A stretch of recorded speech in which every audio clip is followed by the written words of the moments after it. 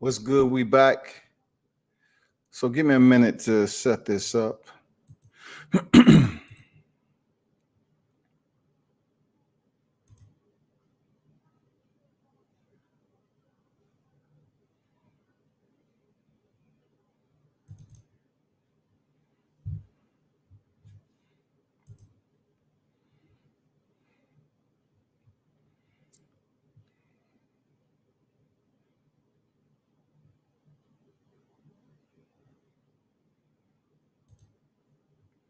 So well, people. Well,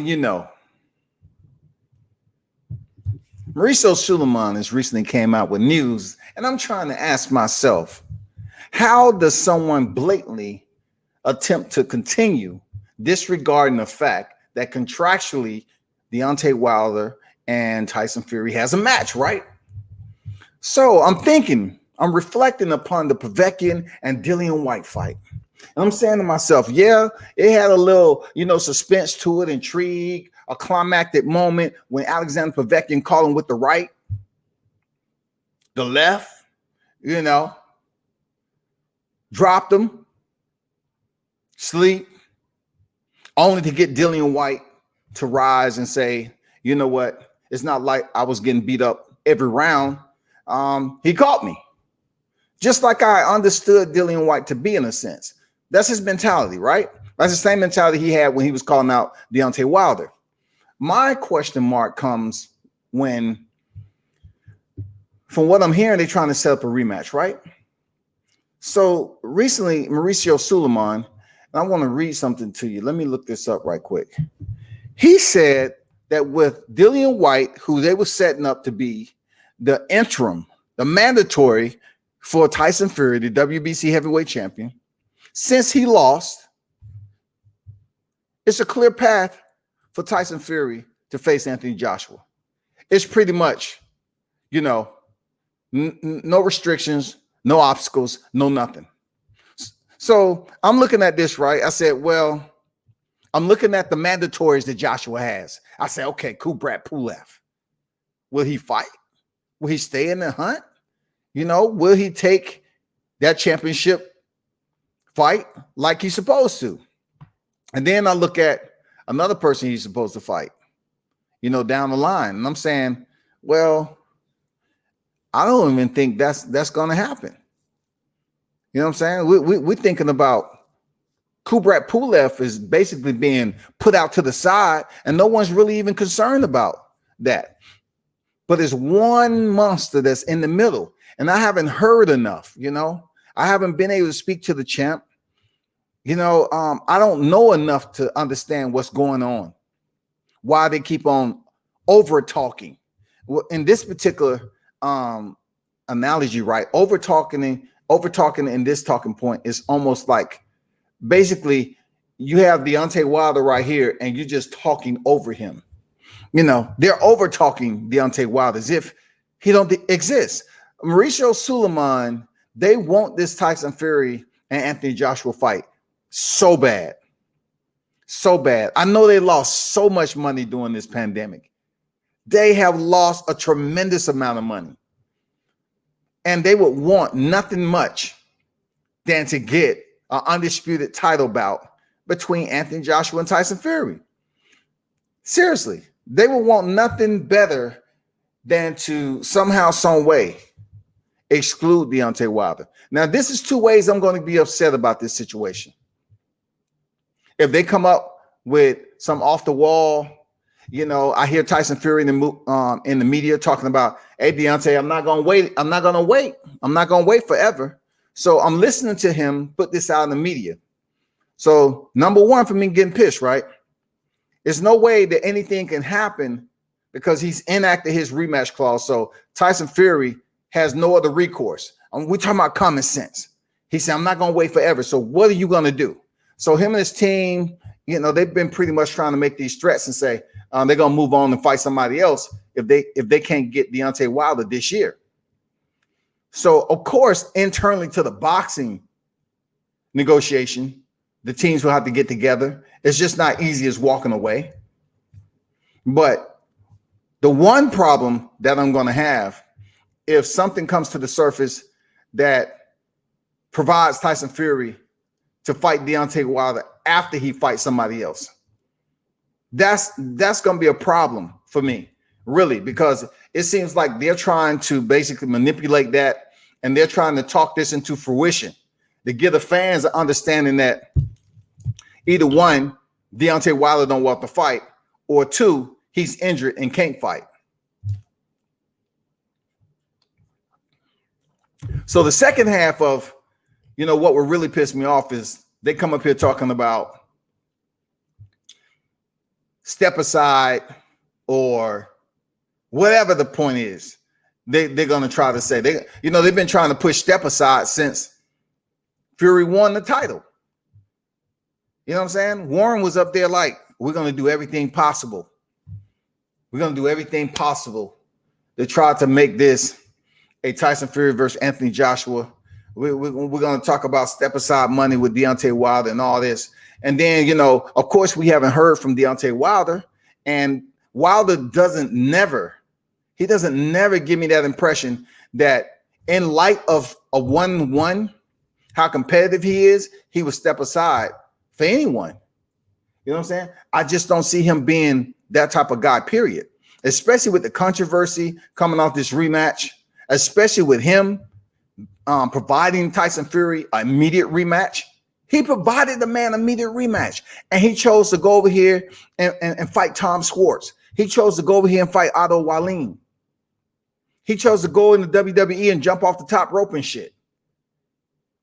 So all of a sudden, you want to rush a fighter to say, "Oh, we're not gonna wait around forever." So I'm listening to Tyson Fury, and then I'm listening to Mauricio Suliman. I'm like, what the fuck is he doing? Talking about, oh, Tyson Fury has a clear path. They really trying to basically put this together, man. Listen, look, retain, people. Boxing is in a place that it hasn't been in a while with this pandemic. This no live gate, I'm telling you, is forcing a lot of money to go downstream in the sport. A lot of people losing money. Seriously, we just sit back, we come home from work or whatever, and if you talk boxing, you go ahead and check out your favorite channels or whatever. But we don't see what's going on the inside with all these people that's losing money. This no live gate is huge. It's huge, people. Boxing, you thought boxing was capital corrupt when it had a live gate to the manipulative process. Imagine the tactics that you're going to witness in upcoming months. Imagine they're going to play right in front of you the cat and mouse game. They're going to convince you that what you know about boxing being corrupt is absolutely true, but you ain't gonna be able to do shit about it. SB90, what's good? WCF, what's going on, bro? What's good? Michael Johnson, they can't do nothing but not medically clear him, and that's what I haven't got to yet, Mike. Joining the building, salute WCS. I appreciate everyone that's in the building. Appreciate you. Y'all hit that thumbs up button for me, man. It doesn't take that much effort. Appreciate you pulling up, though. If you have any questions or any input to what I'm talking about, let's go. Let's talk. So a good point that Mike made. They can't do nothing but not medically clear him, right? And as I spoke on earlier, I said it's only certain things that they can talk about, and that's if he's injured or whatever. So we know Deontay Wilder had to go into immediate surgery. His bicep was messed up. So, I was told different that, he's healed and he should be in fight camp and so forth. I also know that Deontay Wilder stepped into training and fights not 100% before. I mean, that's the dog in him. That's the heart that he has. He stepped into big fights before and he was injured. Now, in this scenario, is his injury something that they should look into and place scrutiny on? No, Because if he's able to get in the camp, one thing you need to understand about medicals, they're not requiring these fighters to go over here and check your blood, your blood rate. You know what I'm saying? Your blood pressure, and see how, your heart rate, rather, put you on the treadmill and check everything and see if it's good to go. They're not asking you to shadow box for 10 to 15 minutes. So if they really want to make a big deal, all Deontay Wilder has to do is get cleared by a doctor, or whoever that doctor is, medically or whatever. And it's the same thing. They're not going to have him go through extreme, okay, pick up that 90-pound dumbbell and curl it. You know what I'm saying? It should be simple, medical examination, and then send him about his way. But I think in this particular nature, right, Deontay Wilder has not said too much about that scandal, about his rematch with Fury. He hasn't said anything. But Mauricio Suliman has felt the wrath of us talking about everything that went on, everything that's out there in the media, him and what he said he did, which we finding out that wasn't true. All of that has come back. So therefore, where we at right now is this. He's going to try his best. He's going to try his best to find out something that isn't right with Wilder so he can just exclude him out of the equation. I don't think it really matters how it's done. I think there's a huge team of people that's making decisions and coming up with creative ideas. They're going to find a way. If they truly want Wilder out of the picture, they'll find a way for him to not be in the frame anymore, not be in the talking points. They have that understanding. They're going to find a way. And that's what I don't like. I do not like the fact that Wilder hasn't said too much, so they're going to come up here and try to push these narratives. And I'm happy that Wilder hasn't said too much, because the way the fans treated him, they don't deserve to hear from the champ. Fuck it. You know what I'm saying? Fuck it. Why come out here and hurry up and haste to talk to fans who don't want to support you? I'm not talking about the true diehard Deontay Wilder fans. I'm talking about the people who supposed to have supported him but was booing him. I just feel that the WBC right now is on an absolute operation Fury Joshua, and they're trying their hardest to exclude Deontay Wilder out of the equation. That takes proper planning. That takes creative thinking. That requires a lot of people that's associated with the WBC to speak with one another and plot. That's what it's about, because it's a lot of money if they can get Fury and Joshua to fight for the undisputed belts. It's a lot of money for them. But it gets difficult when it comes to Deontay Wilder. It gets very difficult. Because you know damn well, like a lot of people understand, that Deontay Wilder will go in there and knock Joshua out. It's not going to be, let me stay on the outside like I did Andy Ruiz in box. That's not going to work with Wilder. That's not going to fucking work. Deontay Wilder's fight with Anthony Joshua can be just as big as Tyson Fury and Anthony Joshua. But the plan and the operation is, right now, Deontay Wilder's coming off an injury. So now they can get to hammer that in, to get Tyson Fury to put out tweets and shit. Hey, Wilder, I'm not waiting forever for you to fight. They want to start, touching the thought processes of the fans that's out here that's anxious, that's waiting for some solid official word that this fight is on and popping. I know there's a date floating out there. I know Deontay Wilder enacted his rematch clause. I understand all that. But what I'm saying is, what I'm hearing and what we know about boxing, anything can happen. They can come up here and plot, plan, and come up with this shit that say, you know what, unfortunately, Deontay Wilder won't be able to fight Tyson Fury this year. So in the interim, we're going to have Fury fight this person or whatever they're trying to do. Because both of these guys are pending a fight. All three of them. Deontay Wilder's pending to go back in there with Fury. Fury is pending to go back in there with Wilder. Joshua is pending his mandatory with Kubrat Pulev. It's a lot going on. Fitness, what's good? Salute, man. He said, first time on your live, salute. Salute, man. Thanks for dropping in. Michael said, well, Wilder's bicep looked good.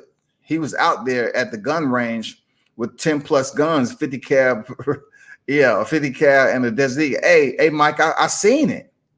But you know well as I do, I can tell you from experience, man, there's plenty of times that I went on the range while active duty and fought, and fired and qualified when I had an injury, elbow injury, shoulder injury, taking the impact of the rifle on the shoulder and all that.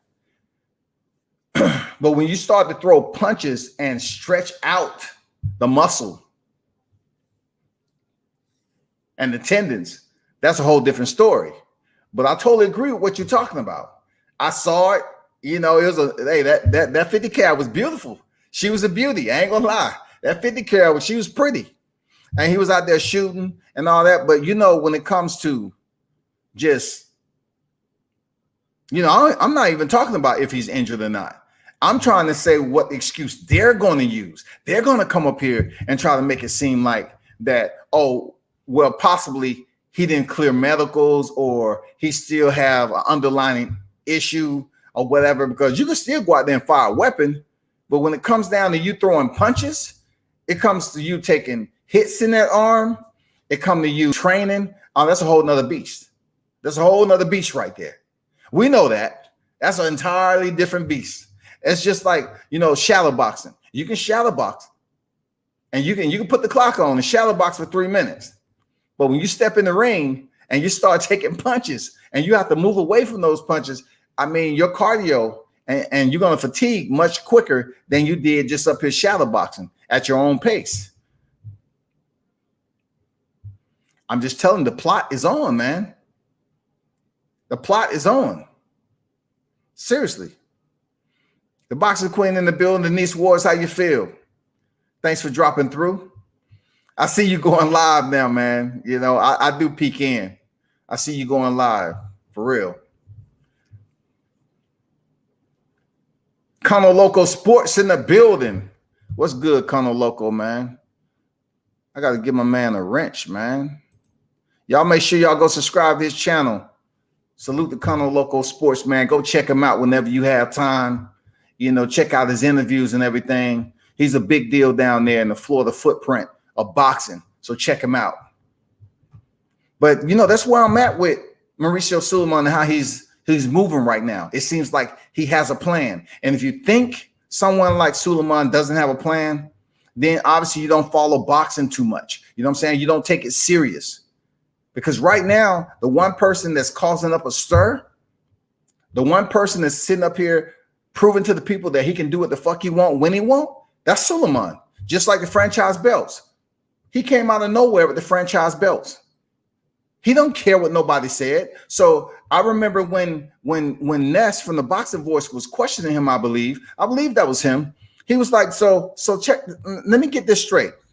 The super titles before you needed the WBC all the way down to the WBO to be unified, undisputed. So now you're telling us that with the franchise belt, and I know you heard the story before, the franchise belt, if you have a franchise belt, you can't lose it. But you don't need the WBC super to become undisputed. So he was like, so how's that possible? All of us were saying, like, how's that possible? How can this just come out of the blue because you are the highest ranked sanctioning body? How is that possible, though? How can you bring a belt that's never been a part of the family, never been a part of the format, the structure, anything when it comes to unifying the division for undisputed? How all of a sudden you get a belt that's like Deuce's Wild. The franchise belt is like Deuce's Wild. How does that happen? How do you bring a belt onto the scene? Y'all should understand that's one of the biggest moves, because now Canelo, Lomachenko, and now Teofimo Lopez.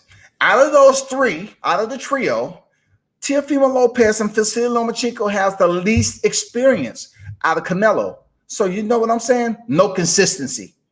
It's no consistency right off the rip. That's what I'm saying. Mauricio don't care. It's no consistency. So let's go to step 2. We already know experience is not something that you need for the WBC. Let's go to step 2. If you've basically earned the WBC super title, if you earned it, right? Now we look at the fact that how long, or if you should be a fighter who win the belt, is there amount of time that you need to keep it? No, nothing, no restrictions, nothing, because we all seen what happened with Canelo. Did he sit up here and try to defend his belt? Nope. We all seen what happened for Vasily Lomachenko. Fought for the vacant, vacated. So no, that format, it was never a standard operating procedure that blended in with how long a fighter needs to have that belt, or, you know, if you need to win the belt, how many defenses that you need to have before you get considered to be a franchise champion. How long do you need to be a boxer to be considered to be a franchise champion? None of that matters. None of that freaking matters.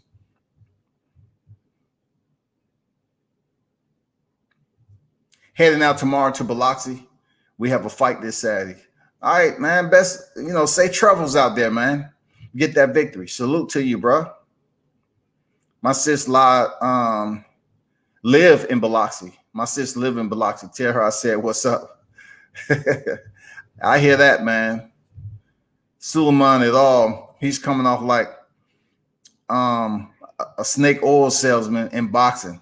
Absolutely, man. This is a man say he never intended to be the president of the WBC, but his dad was, so he's almost like, well, it was meant for me to, take over, to be the successor.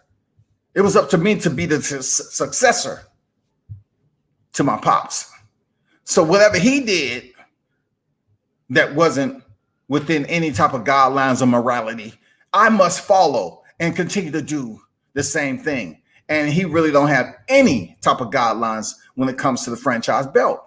But he's allowing the franchise belt a level of power that is changing the scope of boxing, period. It's changing the scope. For whoever's taking this shit lightly, hey, he's changing the scope of boxing, y'all, without it being a SOP, restrictions, guidelines as to what is required for a fighter to become franchise champion. He's changing everything, and he's doing it in a way that it's nothing written in stone. It's just him doing an impromptu franchise belt and telling us that whoever is designated franchise champion cannot lose it.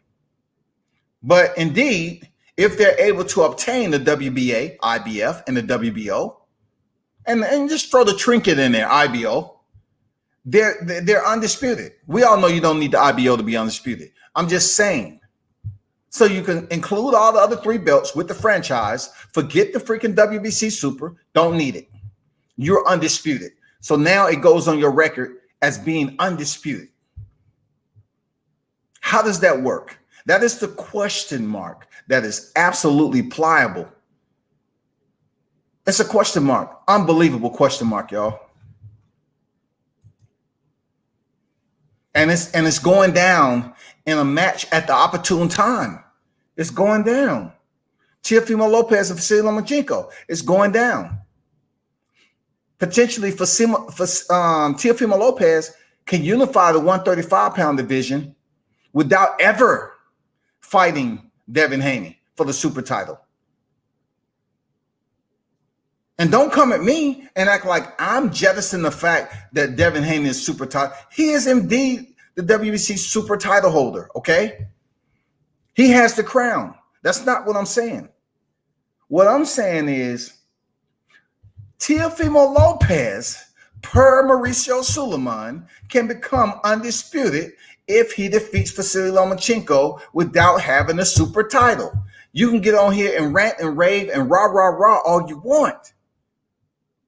It's going to go down in history that Teofimo Lopez is indeed the undisputed champion without any freaking SOP. Just right off the cuff, y'all. He said, you can't trust Suliman. Andrew Charles in the building. Salute to you. I would, Michael, but you know I'm going to be stuck inside the bubble. Oh, that's right. That's right. They do have y'all inside the bubble. You have to take a test before you go. You have to take one when you get there. And I think you have to take one, what, before the fight or something like that? Yeah, man, it's tough. They spend the money on these tests, man. These promotions, these promoters, these manager matchmakers, everybody on down is losing money. Losing big time, man. JC in the building, salute, man. What's good? Mike said, Connell, yeah, I forgot. Well, that don't call here coffee cakes. What that don't call, they don't call her coffee cakes for no reason. I'm not sure what you meant. Connell, yeah, I forgot. Well, don't call her coffee cakes for no reason. But yeah, man, it's a crazy situation.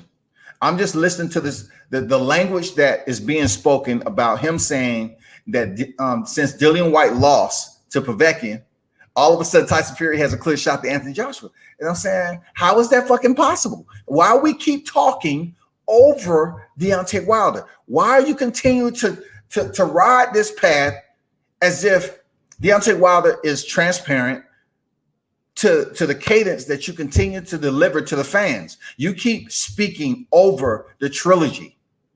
So what are you trying to do? You're trying to what?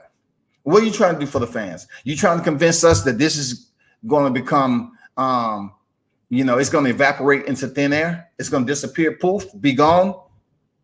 Deontay Wilder is going to go off to a freaking island while, this fight is being made between Fury and Joshua, and don't say nothing to the fans.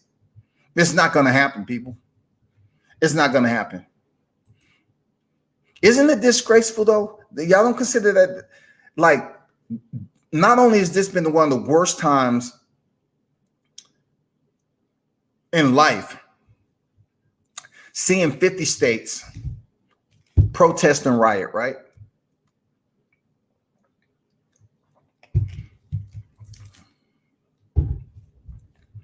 But this is one of the worst times in boxing since we last known it, because I come from the 70s, 80s, 90s era. So this never even occurred back then when I was watching boxing. I can honestly say it never occurred. Never. This is new. And it's so new that it's changing a lot about the sport. Yeah, they can open up the sport regionally all they want, but guess what? The ones is at the top that was eating real nice while they had a live gate, PPV, everything was cool. They were selling on the yachts, flying in their big PGs, the PJs rather, taking the rotary wing wherever they feel like it. Now they're doing foot patrol. They having these meetings. They're coming up with ideas.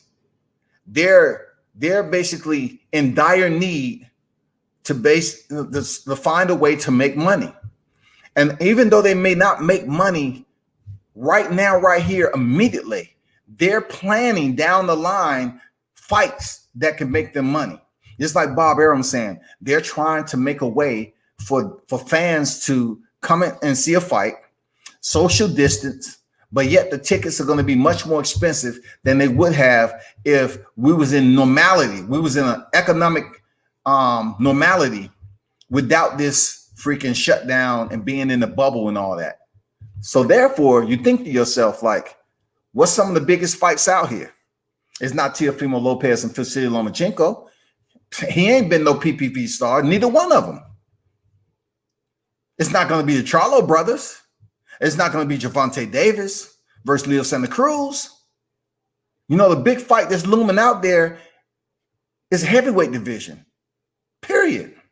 The big fight that's looming out there. Don't tell me Errol Spence and Danny Garcia. The big fight that's looming out there that has a lot of fingers twiddling around and trying to massage it a certain way and trying to mold it into something is that heavyweight fight, Deontay Wilder, Tyson Fury. That fight right there, with the suspense it had, the knockdowns in both fights, the drama, the scandal, that fight will make a lot of people money. But you know what they're trying to do with the Fury and Anthony Joshua will be much more easier to make that fight for Undisputed. Much more easier. Because believe it or not, the fight's not going to be the same if Fury, look, Fury go in there and get his ass slapped. It's not going to be the same with him recovering and like Dillian Whyte and say the next day, hey, well, you know what? It happens sometime in boxing, but I want to get a rematch. I think, he bloody caught me, so I want to get a rematch. Because, Tyson Fury, he talks like, he has freaking hairballs in his throat and shit. It's not going to be easy for him to get that rematch with Deontay Wilder. And it's sure not going to be a money fight for him to say, okay, I took a loss against Wilder. Now let's go over here and try to make this Joshua. It's not going to be the same. It's not going to be the same. No, you cannot. This undisputed heavyweight situation that's going on, pending on the horizon, is huge. But Deontay Wilder has an opportunity to mix all of that shit up, people. Deontay Wilder has opportunity to destroy the master plan. He has the ability to do so. It's up to him to a point.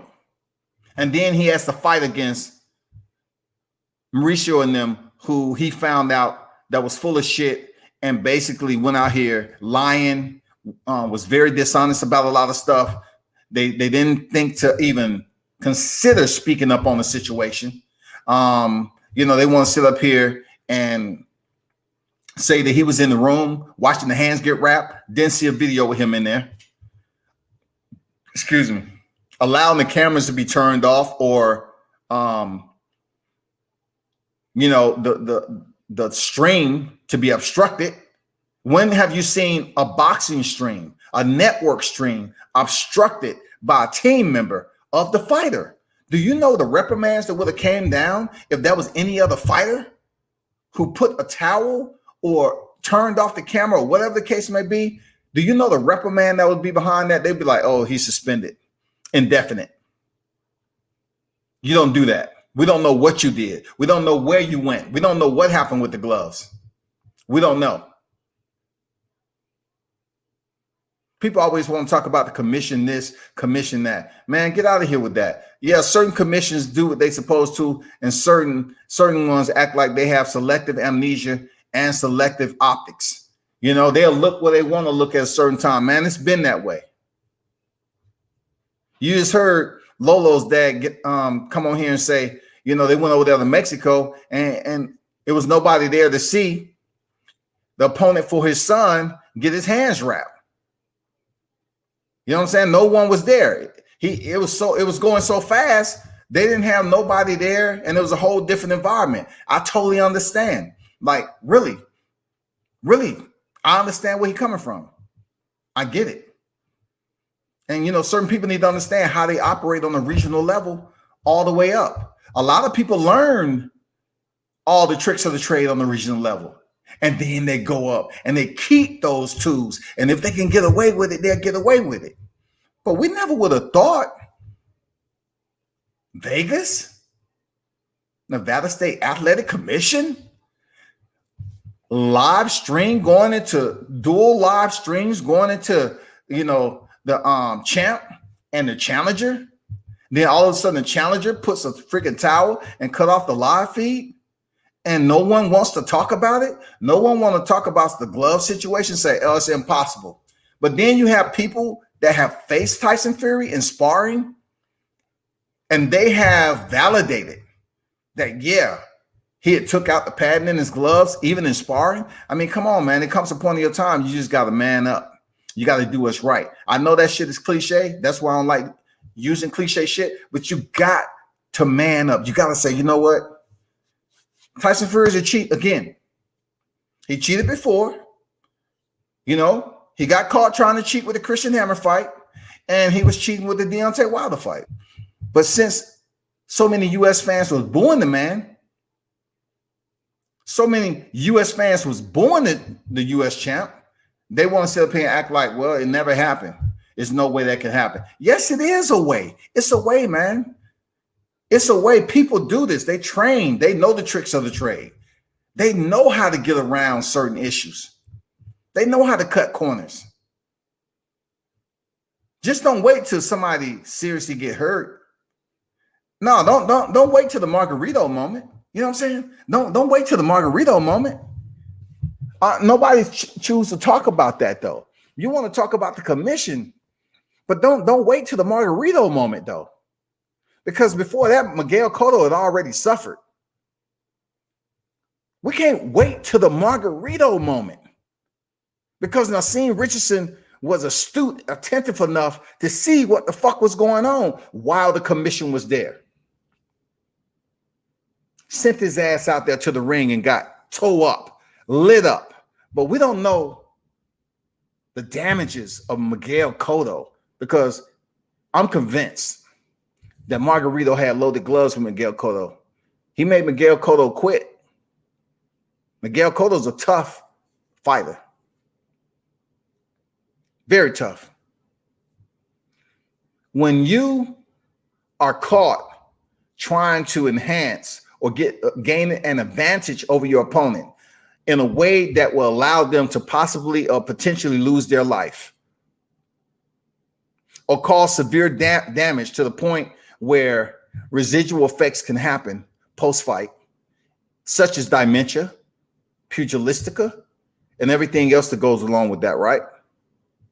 Slurred speech, all those signs, right? Loss of memory, you know, it should be a long suspension. It should be even somewhat like, you know, I don't like using the word ban, but you can't sit up here and ban Panama Lewis. You know, you can't send them to prison. You can't send Luis Resto and Panama Lewis to prison because they took padding out of the gloves and they put holes in the palm and they end up fucking up Billy Collins. So basically you said, hey, we're going to ban them because of what happened to Billy Collins at the end of his career. But in reality, the effect of Margarito, the whooping that Margarito put on Miguel Cotto could potentially end his life early. It could. We've seen the fight. Those of you that seen the fight, it could potentially end his life early.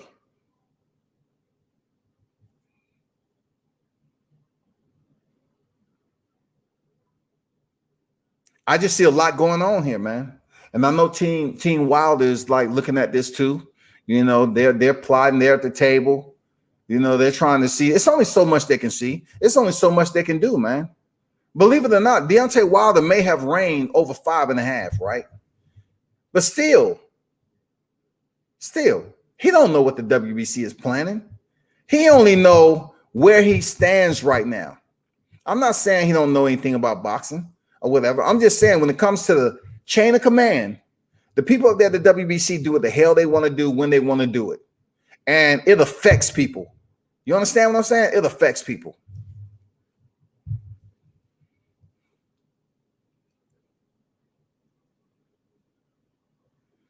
Colonel said, just to be clear, I'm not fighting. I'm working the corner.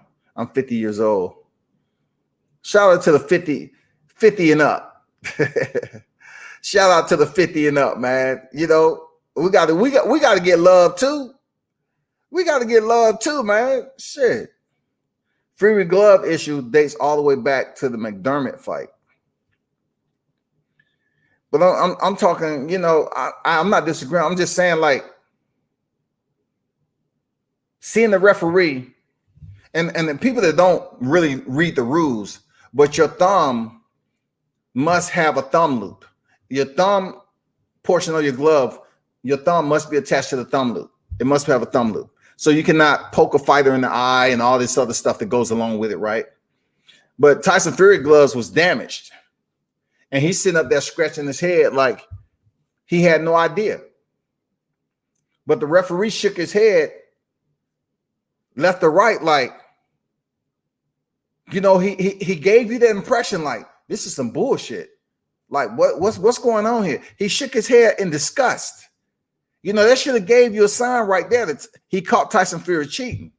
But he really didn't want to, you know, at that time, who knows what the angles was. But he seemed disgusted. But yet Tyson Fury got caught cheating.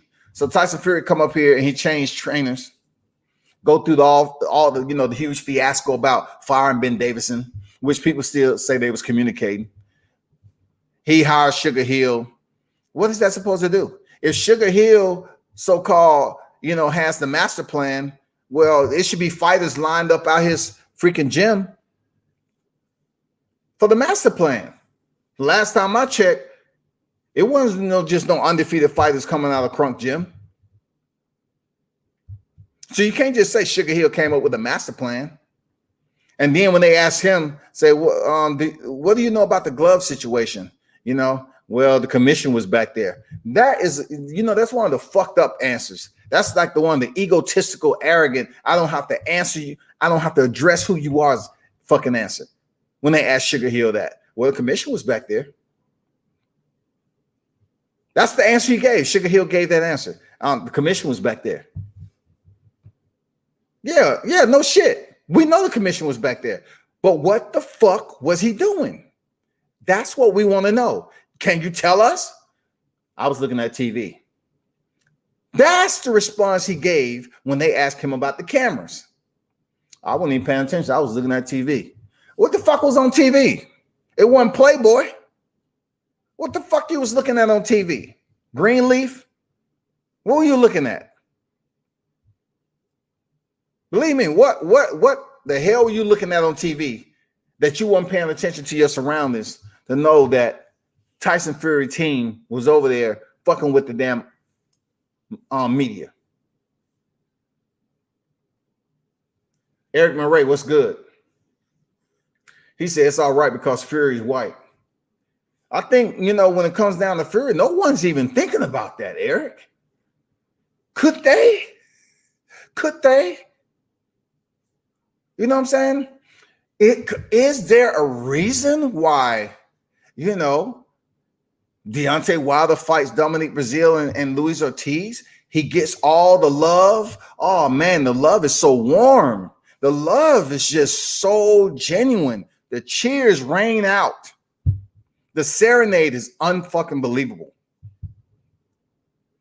They love the champ. But take away Dominic Breazeale and Ortiz and put him in the ring with Tyson Fury. All of a sudden, people are saying, "Oh, it's more UK fans over there." That's the reason why. It's not because they don't like Deontay Wilder. It's just because of US fans. It wasn't enough of us in that arena to support the champ. It was all UK fans. That's why. They was up here giving a story that UK fans was in attendance to see Tyson Fury. This is the same Tyson Fury that dropped out, vacated, had his title strips, and went away from the sport. So you trying to tell me the hype with Anthony Joshua, who they've been building up, fed Charles Martin. Charles, come here. Come here, please, Mike. We have the numbers for you. Check those numbers out. Those numbers good. Come on, Charles, let us know. If the numbers are not good, we'll increase we'll fudge the numbers just a little bit more to appease you. Is the numbers good? They gave Charles Martin that check, and Charles was like, yeah, we good. What round? Just make it short, mate. Don't make it too long. You know what I'm saying? We want to keep Tyson healthy and everything.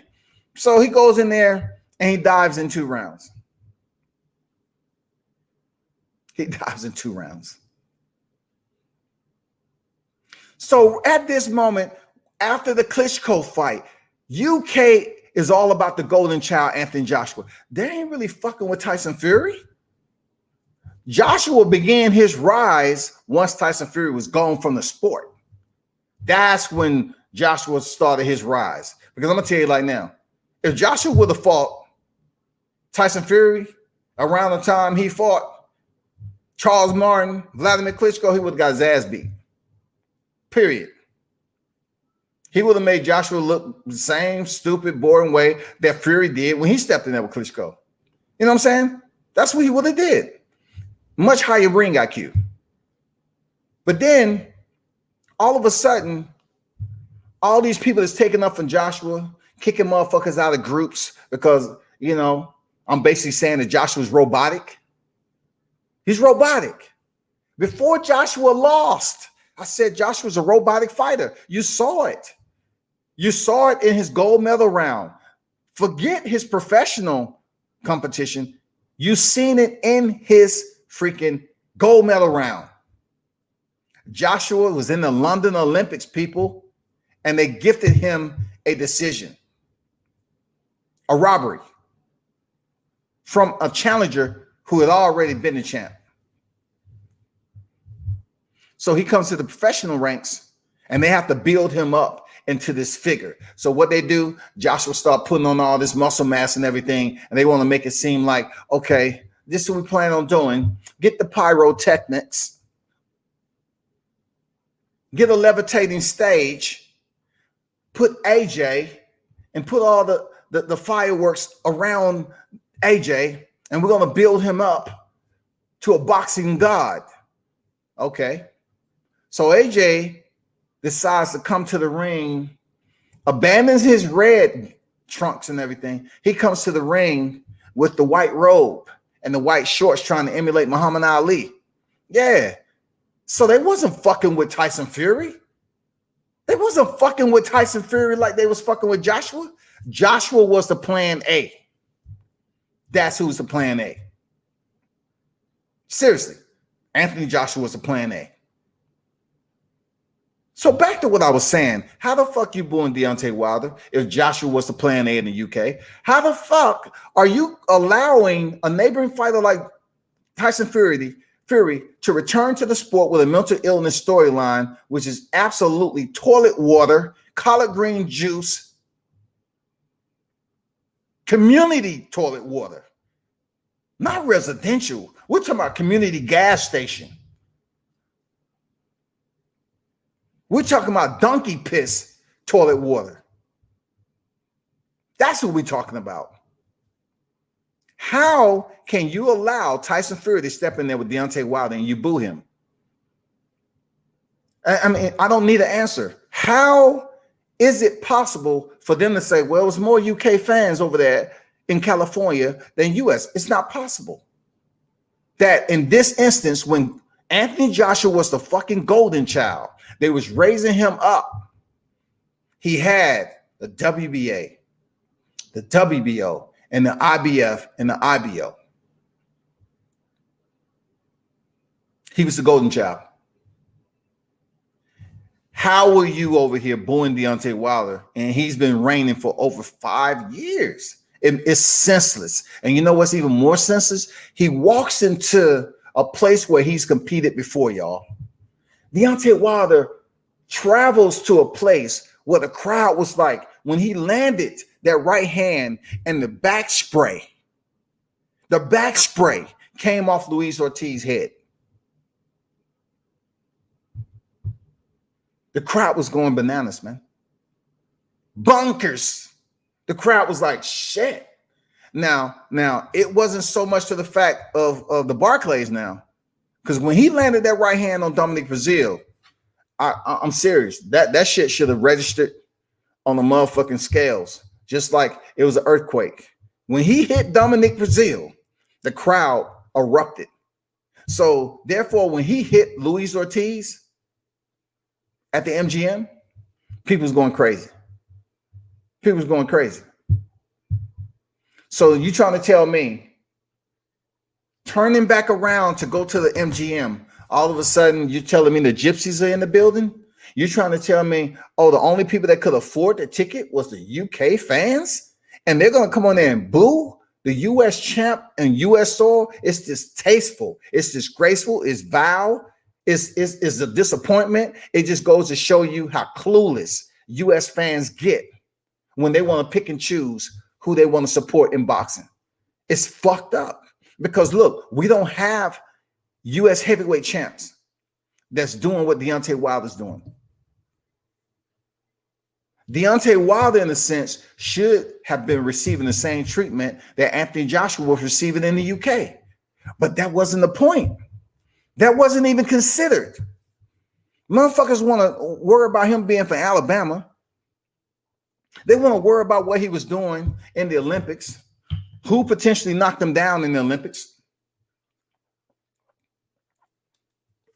And the last time I checked, the guy who, was getting all this celebratory chevaux in the Olympics, he really hasn't fought nobody.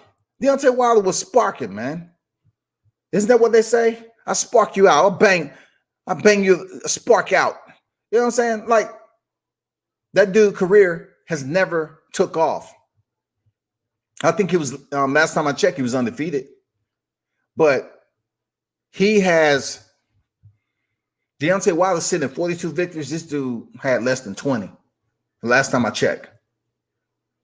But what I'm trying to get at, you have to dig deep into the belligerency, the gall of the U.S. boxing fans not to support your heavyweight champion when it was the same people during the Depression when the Klitschko's was reigning. It was like, we really don't know when we're going to have another heavyweight champion that's here to compete with the Klitschko brothers. They are absolutely phenomenal. These Klitschko brothers are one of a generational masterpiece. Look at the DNA. Oh my God. What a blessing to have these two. It is unbelievable. That's what they were saying. Klitschko's, they reigned when they did, and it wasn't a heavyweight to do what Deontay Wilder was doing. 41 freaking knockouts. Didn't hold the mass of using the heavyweights to come over here. You know what I'm saying? Didn't give you that framing template that people want to put heavyweight fighters to. In shape. You know what I'm saying? In shape. Out of jail.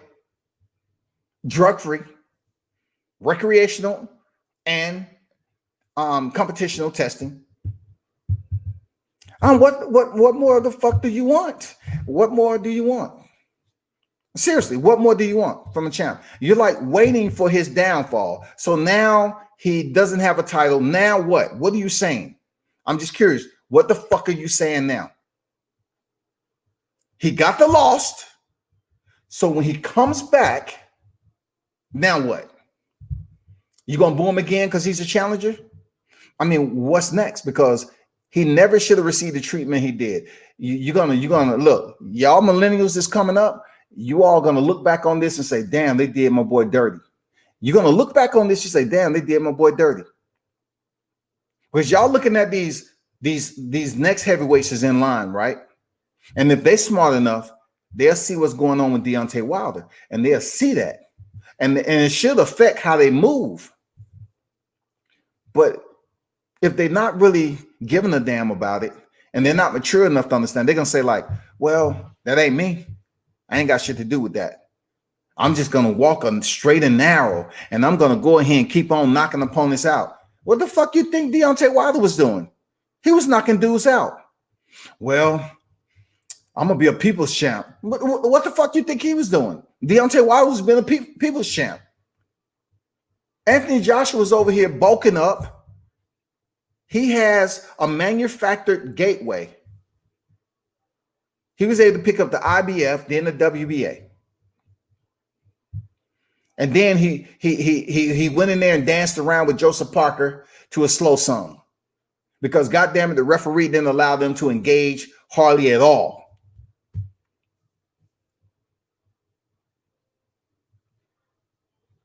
He's had it pretty easy.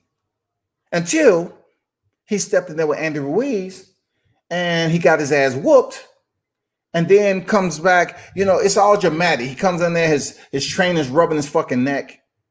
They want to make all these freaking excuses for Joshua. They want to massage him down, get him all nice and get his blood pressure up, make it seem like he's in the red light district in Japan, you know, waiting on a call girl. Oh, that feels good, Joshua? Okay, cool. This is your special night. You know, trying to put on all these theatrical shit for him stepping in there with Andy Ruiz, who has one loss at the time, which people thought he won.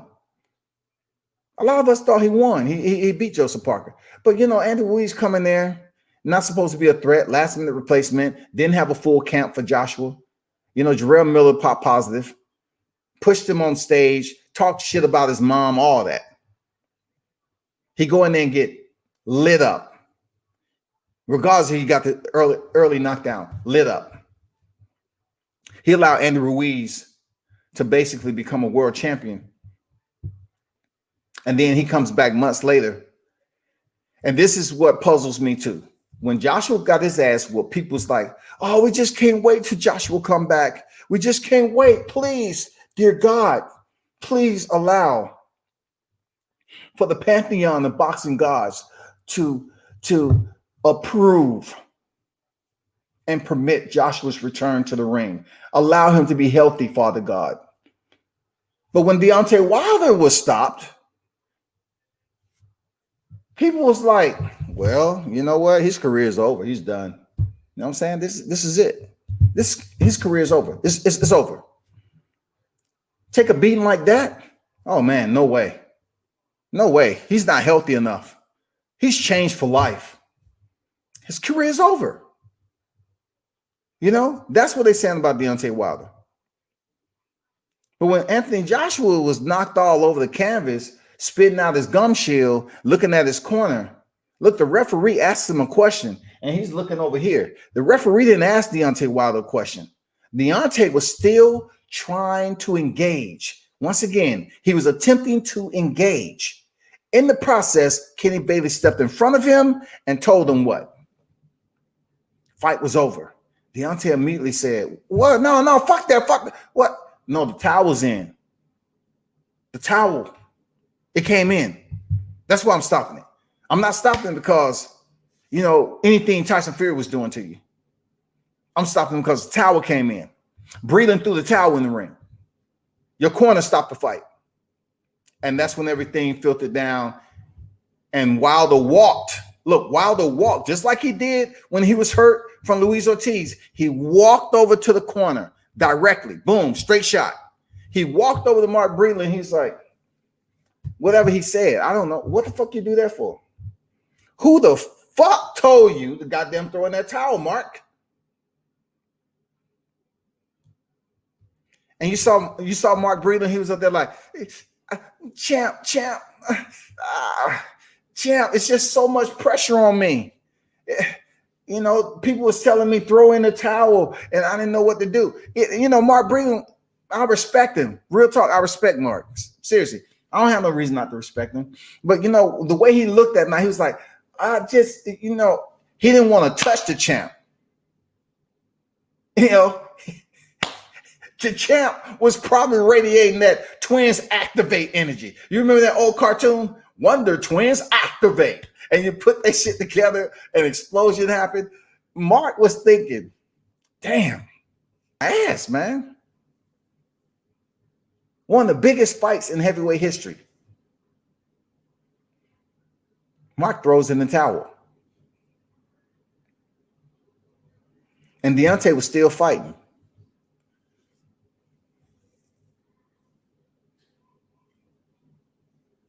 Eric say Kareem Mayfield accused him of loading the raps and sparring.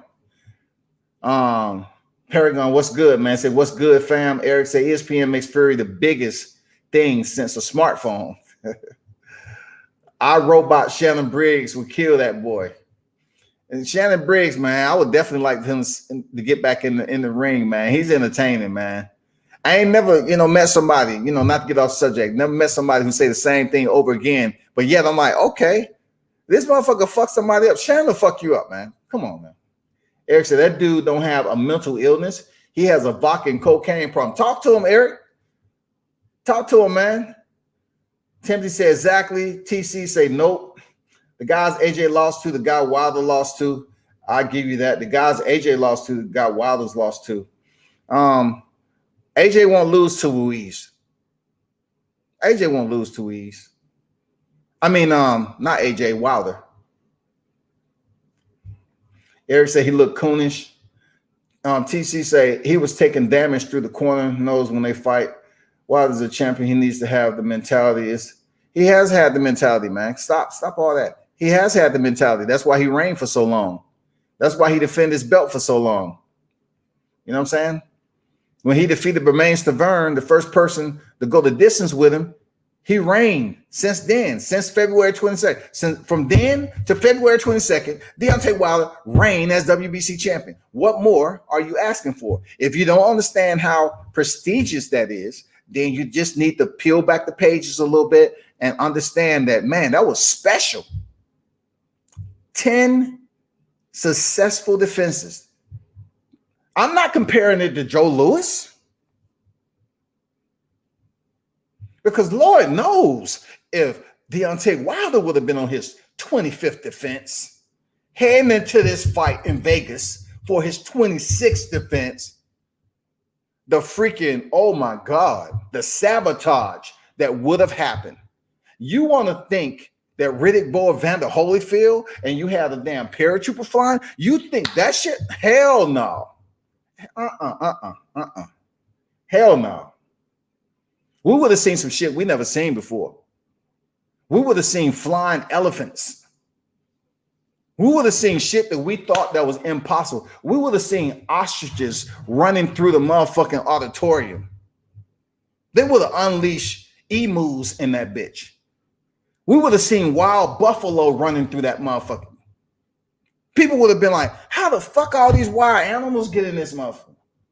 You would have seen Nile crocodiles climbing through the floor, biting people.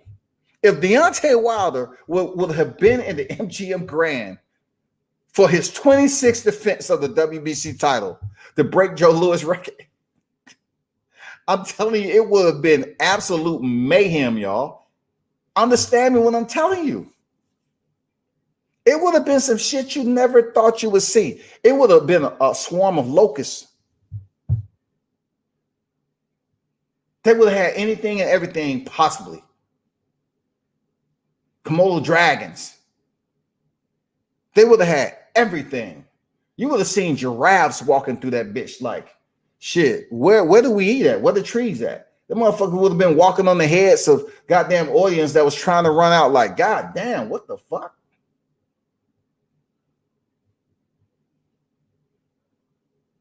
Could you imagine that this happened from him going to his 10th defense to his 11th defense? On the verge of dispelling the entire myth of Anthony Joshua being this so-called one of the greatest heavyweights of all time. He is not. AJ, I've been critical of him the same. I'm just looking at his skills. I'm looking at what happened from his amateur days on up to now, and he's been coddled. He's been chaperoned. He's been micromanaged, and he's been ushered up to this point very nicely, absent of hardly any adversity. What you going to do? Say he fought Dillian Whyte? What you going to do? Say he fought Dominic Breazeale? Then Dominic Breazeale and Dillian Whyte go out in the same round? Then Alexander Povetkin and Dillian Whyte and Dominic Breazeale go out in the same round, if I'm not mistaken? Deontay Wilder knocked out Dominic Breazeale in the first round. Who else can we compare that's on this record? So you're trying to say Dillian Whyte would have made a difference? Who on Joshua's record would have been able to take the belt from Deontay Wilder? Who? Old ass Klitschko? Now you're trying to tell me Deontay Wilder, who hits harder than Joshua, would have went in there and gassed out the way Anthony Joshua did in Wembley Stadium? No, that wouldn't happen. Wilder wouldn't have. He never had issues with his gas tank like that. The worst he ever looked in a fight was what we seen in Vegas in February 22nd. But what even worse is him walking to the ring and his people's booing him. His people's booing him. So him not talking to the public, good. Good. Don't sit up here and say, we just want to hear what Deontay has to say. For what? Because when it was time for the people to rise up, it was time for you to get the bugles out, the horns, and goddamn put your hands together and say, go champ. Bomb squad. When it was time for you to give him back the bomb squad, he was hearing boos for no fucking reason. He wasn't just getting out of freaking jail for rape. You know what I'm saying? He wasn't getting out of jail for nothing. He wasn't getting out of jail for tax evasion. He was showing up to a fight drug-free, absent of any offenses that would have had him banned or suspended from the sport. He wasn't like Tyson Fury. He defended his title. Tyson Fury has not defended one title, y'all. He want to get on here and bamboozle y'all and say, guess what? I've held all the titles. How many have you defended? Last time I checked, Charles Martin and Glasscock were goddamn fighting for your title, what, 30 days after you freaking won the damn thing. You was gone. You and your cousin Hughie had to run to the house to goddamn set up the platform, take out the razor blades and chop that shit up. Put your foot in it. Boom, boom, boom, boom. You can go first. Leave some for me. You can go first. Oh, woo. I don't have to worry about training camp. Yeah. Go ahead, Hughie. Go ahead. This is going to be nice. You know what I'm saying? Deontay Wilder wasn't walking to the ring with that shit. He was a respectable champ. He did what the fuck he's supposed to. He gave you highlight. He gave you entertainment. He gave you what the heavyweight division is supposed to produce. Knockouts.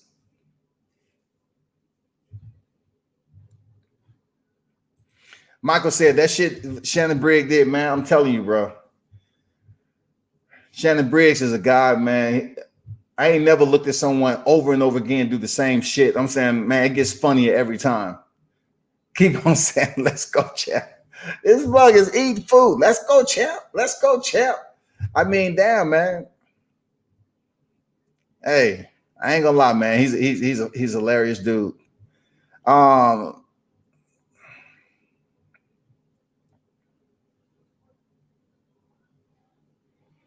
He wasn't really taking any punishment when they stopped the fight.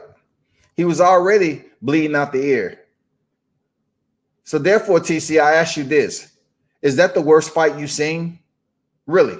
As long as you've been covering the sport. Is Deontay Wilder the fight where you just want to walk up to him and put your hand around and say, champ, fight another day? Is that the worst fight? Is that the worst fight you've seen? Because that's not the worst fight I've seen. That is not even close to the worst fight I've seen. I don't care if he was bleeding out. I've seen worse fights than that. And don't nobody say nothing. Don't nobody say anything about it. It's been worse fights than that where fighters' face was swelled up and everything. I can see he was looking like Andre Berto and Robert Guerrero. I can see if he was looking like that. Both eyes swelled up, looking like an ebony alien. Andre Berto looked different than anybody I've ever seen. It's been plenty of other fights that fighters look worse than Deontay. Oh, I know what you're going to say. You're going to say it's a heavyweight division. But he was still capable of defending himself and returning his offensive strikes. But all of a sudden, His corner needs to step in because it's for his better judgment. They're trying to help him out because he won't help himself. That's what you're trying to say, because that's not the sport that I know. Like boxing takes you to limits. They don't train you to get up to the moment of punishment and say, you know what, I quit. Roberto Duran, no mas. They don't train you that way. They train you to fight through adversity. That's what combat sports do. They train you to fight through adversity. If everybody trained to get up to adversity, well, guess what? We'll have fighters quitting all over the place. No, that's too much for me. That's too much. My nose bleeding. That's too much for me. That's not the way they train you. They train you to fight and go to depths that you never experienced before. So when you get there, you can fight through it, and then you can get that victory. You can reverse. You can change the momentum. Not just saying, okay, it's good. His corner threw in the towel, because he wasn't taking that much punishment. Tyson Fury had him in the corner, and Deontay Wilder just landed a left. So you can't use that excuse, man. Wilder had just bagged Fury up with a good left hook. And that's what I'm saying, man. Like, he landed a left hook. He was still fighting. Isn't that what we look for in boxing? Isn't we look for the warrior spirit? To be honest, I really don't want these comments that's in the live chat. They're little, these comments that you're putting out there. You know who you are. They soft. They soft. That's not the way I know boxing, and that's not the way I've seen combat. You know what I'm saying? They just don't train you to get to adversity and then say, you know what, pull the motherfucking plug, I'm out. I abort the mission. That's not the way it goes. He had landed a left hook, and the towel came in. He was not in a fetal position. He wasn't on one knee. The referee wasn't talking to him like he was talking to Joshua and saying, hey, come to me, you okay? And then Deontay was looking left to right. No, Deontay was focused on survival. He was focused on the task at hand, competing. He's a warrior, man. Deontay's a warrior. Much respect.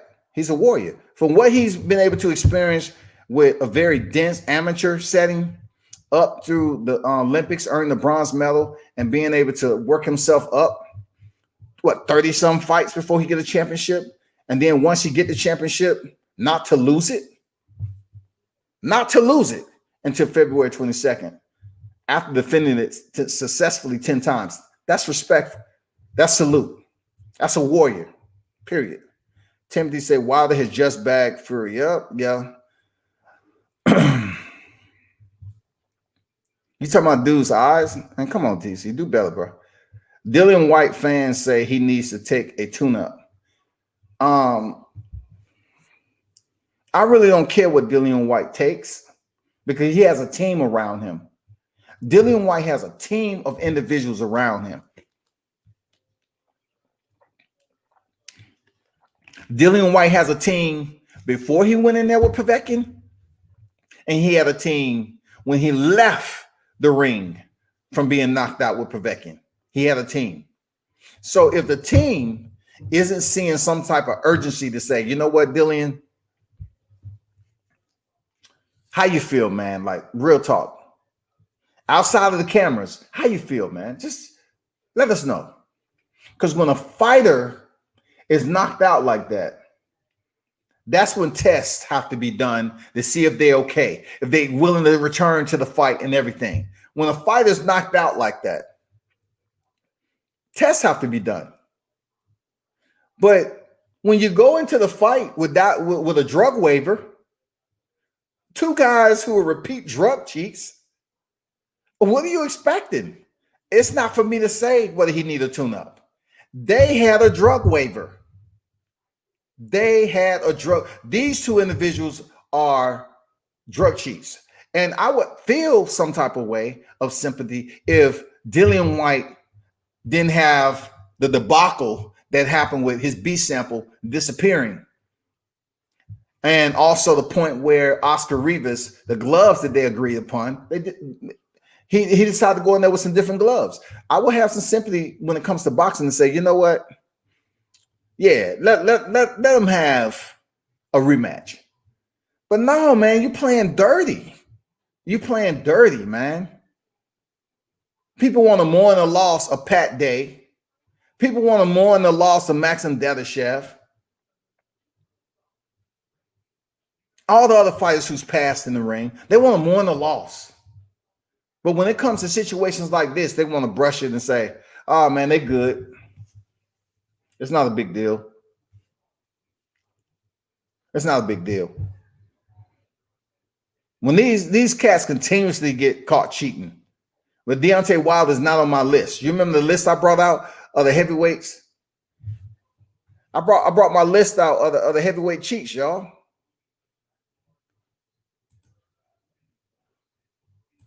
Why am I not getting that same energy on the list that I put up there of the heavyweights?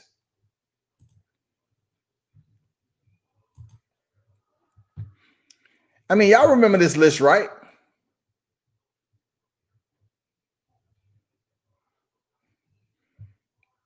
Y'all remember that, right? That's all I'm saying. That's the heavyweight list of cheats. We seen what happened with Jarrell Miller. We seen what happened with you know what Dillian Whyte did. We seen all that. I mean, this is heavyweight division.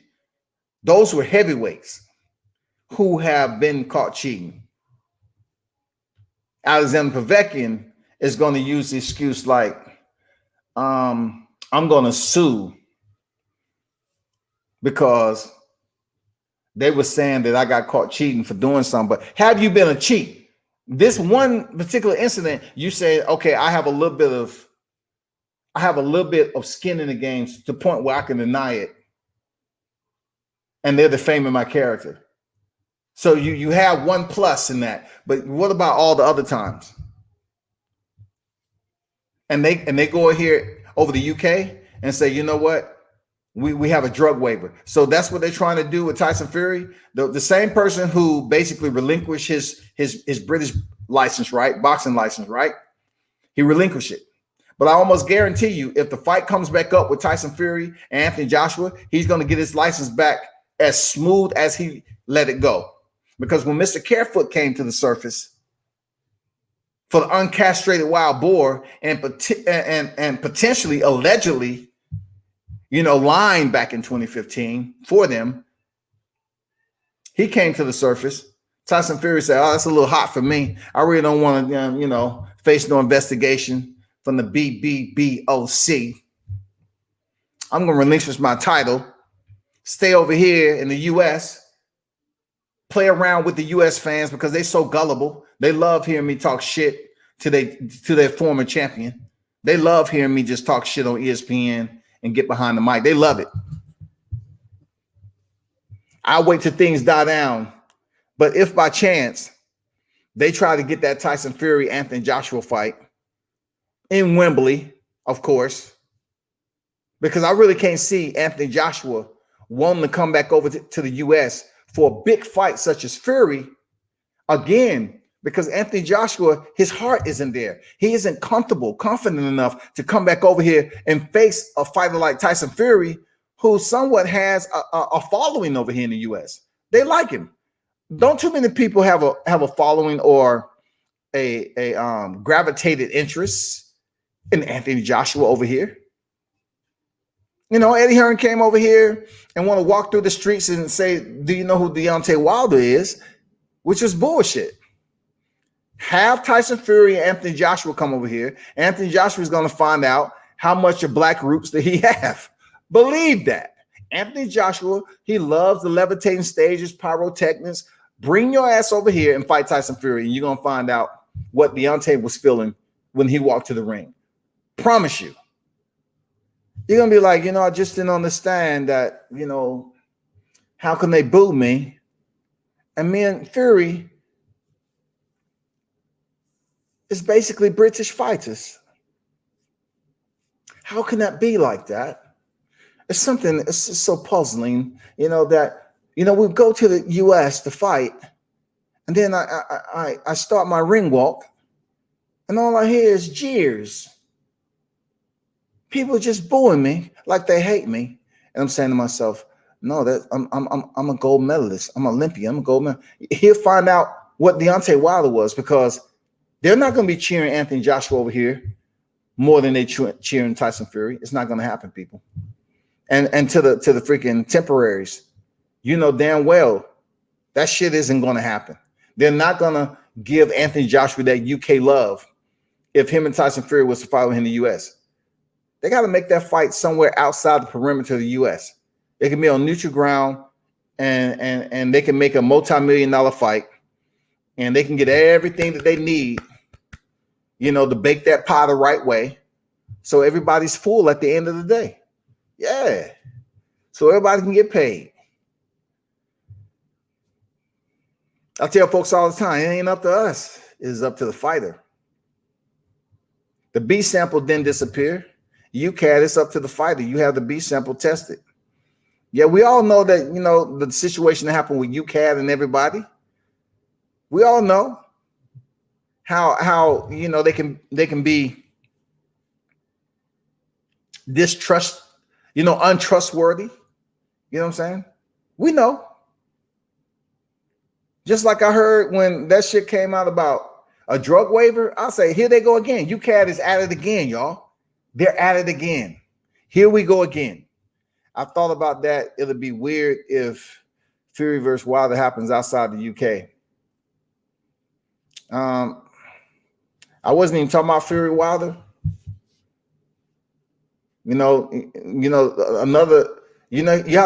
Some of you temporaries have to really look at the scope of why there should be more respect for Deontay Wilder. Even during the negotiation process in 2018, he was willing to go over to the UK and fight Joshua. Once again, that's warrior spirit. That's somebody who's saying, I'm confident. I go over there. Deontay Wilder, if his water wasn't freaking spiked over there in the UK, or if he wasn't drugged, he would have went out there and knocked Joshua out, period. Deontay Wilder in 2018, he would have got that fight with Joshua over in the UK, he would have knocked him out. Deontay Wilder would have knocked Joshua out. He would have did it in shorter fashion than Povetkin did Dillian Whyte this past weekend. Absolutely. There's no question in my soul he would have damn knocked Joshua out. The boxing community would have been in an uproar.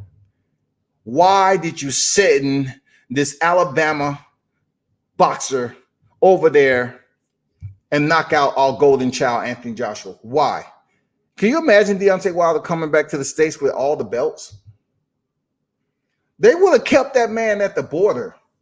They would have said, no, something's wrong with his passport. No, let's check his suitcase. They would have planted some shit on Deontay, man. They would have did everything possible. Nope.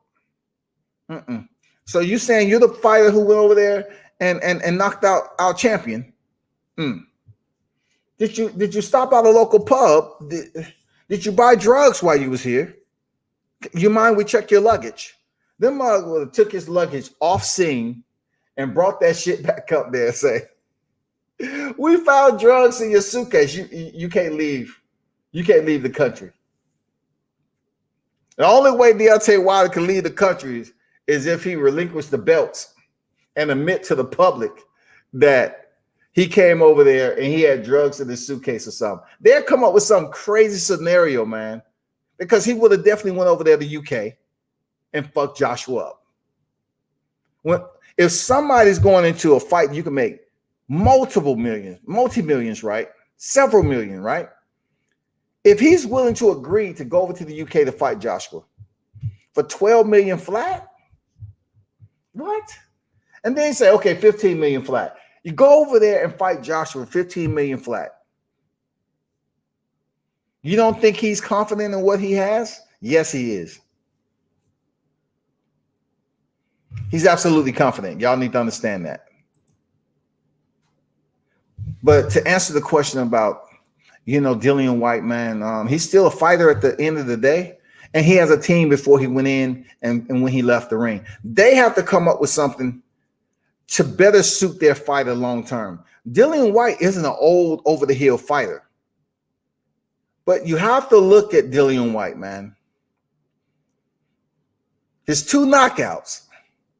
The only thing that Alexander has in bragging rights versus Joshua right now is say, I knocked him out earlier than you did. That's his bragging rights right now. I knocked out Dillian Whyte better than you did, Joshua. That's it. Now, for Dillian Whyte, he has to understand that his 2 losses are knockouts. He's equal to Lennox Lewis. But the one thing about Lennox Lewis, you got to give Lennox Lewis his praise for, what he was able to do rebounding off the knockout. You have to give fighters praise that was stopped and then they come back and get that victory, because their thought process, their ring IQ played an intricate role in them returning to the sport to have confidence to say, you know what, I know what I did wrong first time. I'm going to do it this way, and then I'm going to get the win. You got to praise them. That's the sport. That's the sweet science. Just because you get knocked out, you're not a bum. You know what I'm saying? I know J-Rock talked about this all the time, the way Mal Charlo knocked him out. Then people was riding him off, but yet he went in there against the unified champion. Somebody that Jared heard, they were saying that was weight bullying the division. J-Rock went in there and put on the best performance of his life that night. The best performance of his life.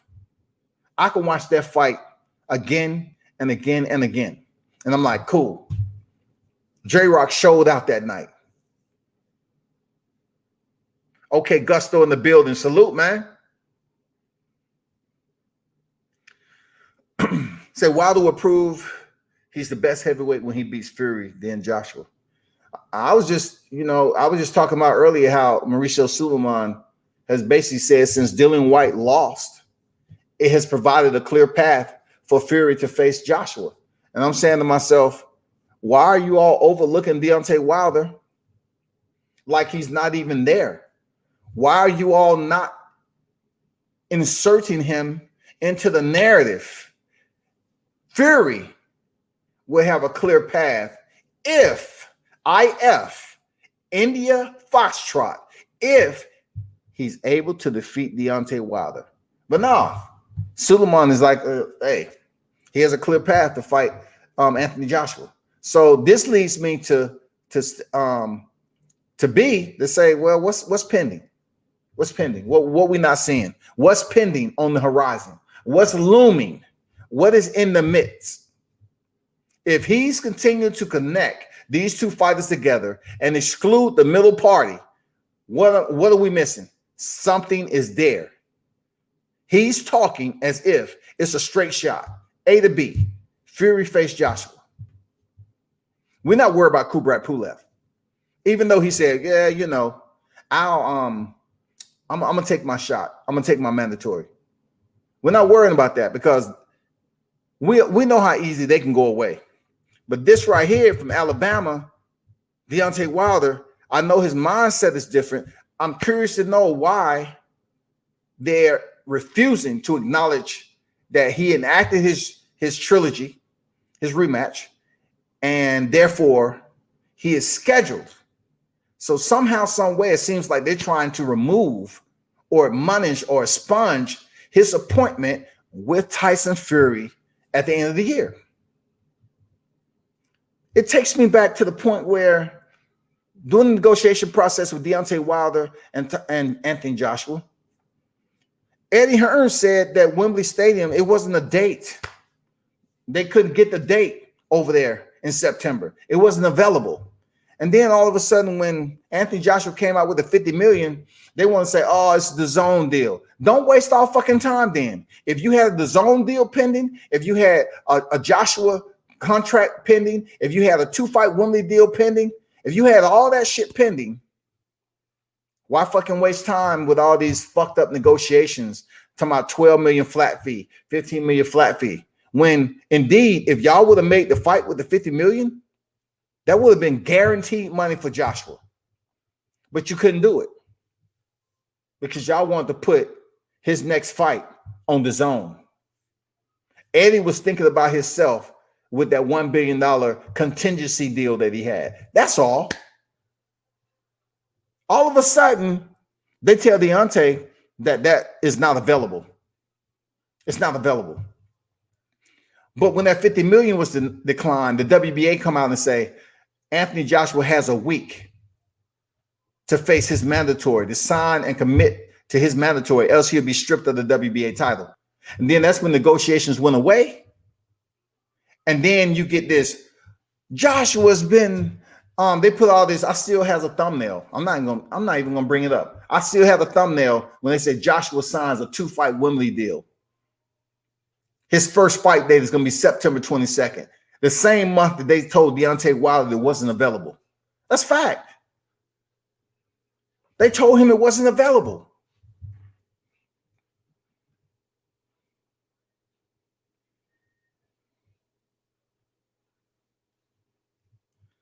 Well, Whyte and Wilder isn't as clear as Wilder alone. TC, are you okay? I have no idea what you're talking about, man. Like, what are you saying? Like, are you okay, man? Like, well, Whyte and Wilder isn't as clear as Wilder alone. Like, I'm not sure what you're talking about. What do I mean? What? Your last comment? Serious, Gusto. Like, what are you saying, bro? Like, dude, TC, be better, bro. Come on, man. Whyte and Wilder will be 2 risky fights. Now that he's only has to fight Wilder, that's just 1 risky fight. How are you saying Dillian Whyte would have been a risk for Tyson Fury? How?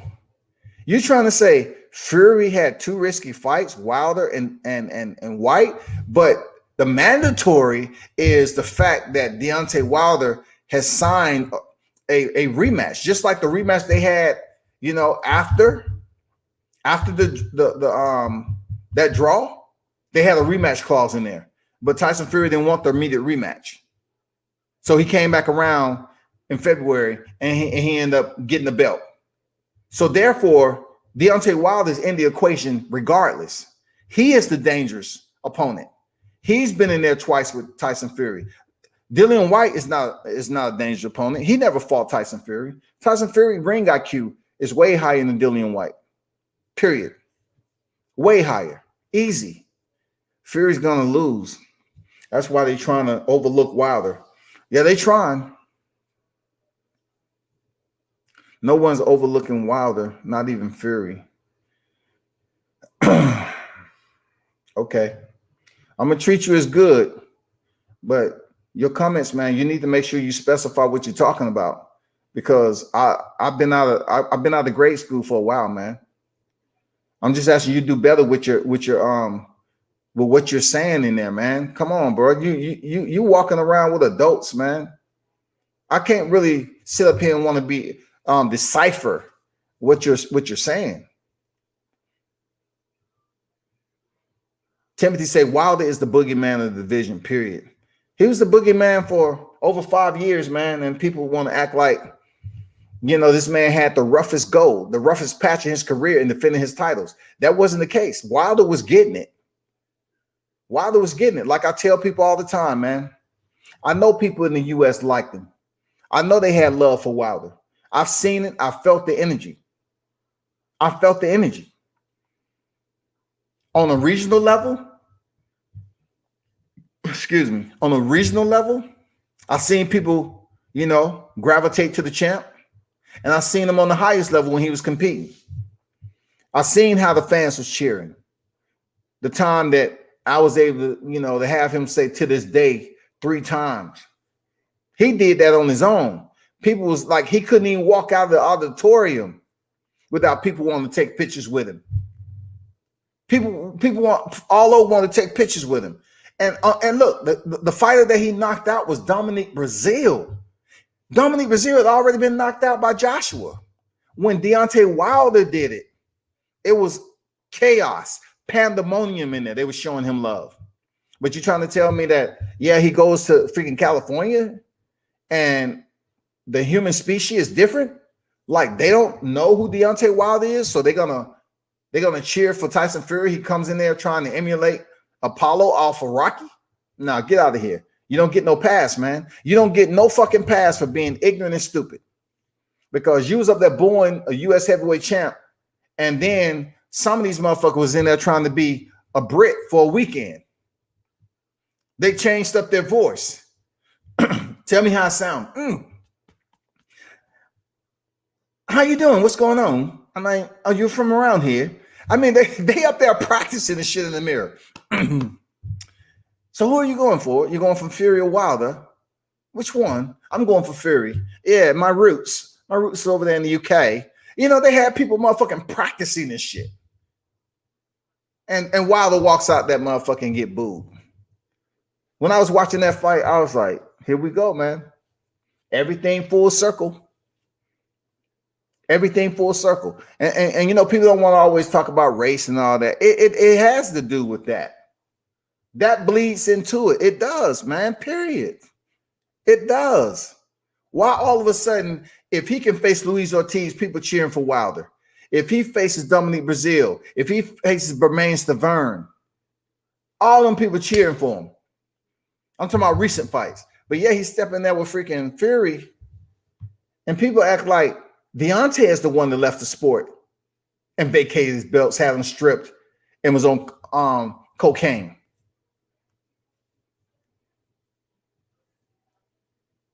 There's no fucking excuse, man.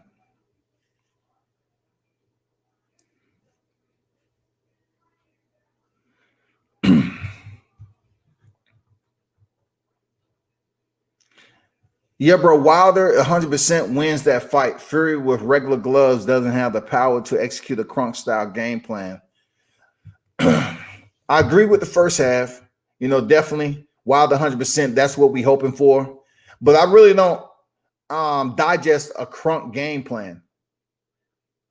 Do the history of the fighters that came from Crunk, regardless if Tyson Fury went back to Crunk. You trying to tell me if Tyson Fury was able to make this drastic change to go in there and fight Deontay Wilder and got it done, and all the praise and glory should be given to the Sugar Hill, then why isn't every fighter going over there to Crunk when they lose and say, you know what? I need that Tyson Fury Band-Aid. Hook me up. Can you do it? Every fighter will be over there. I don't believe in that. I just believe in what Tyson Fury, the game plan that they had, the all the damn manipulation, all the behind the scenes, the being a snollygoster. You know what I'm saying? All that sneaky shit they had going on, they was able to get away with it. And I just don't think it was just Tyson Fury. I think when it comes down to the Path and Gloves, that's freaking partners with the WBC. Yeah, they had some shit to do with it too. How we know Wilder to be 100% at this time? Hey, do your research. You know what I'm saying? You know, I think Gusto said that if Wilder, Wilder at 100% wins. So if he's projected to come in the trilogy at 100%, he defeats Fury, who basically is going to have a lot of eyes on him. And plus that glove situation is not going to repeat itself because it's going to be too much scrutiny placed on Fury. It's going to be too much. You're not going to be cutting off the motherfucking network. You're not going to cut off the cameras this time. I'm pretty sure Team Wilder is going to pre-plan and come in there with a different a different team, a different tactical unit. Yeah. They're going to come in there with a different tactical unit, y'all.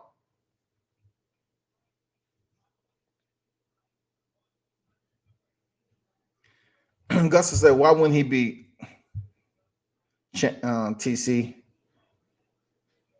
TC, why wasn't he 100% this last fight? Somebody on his team messed with his water, most likely, in my opinion.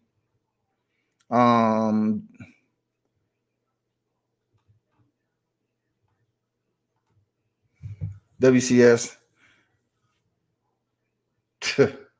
Seriously. Yeah, bro, it's definitely got to do with race. Wilder was drugged. You could tell before the fight even started.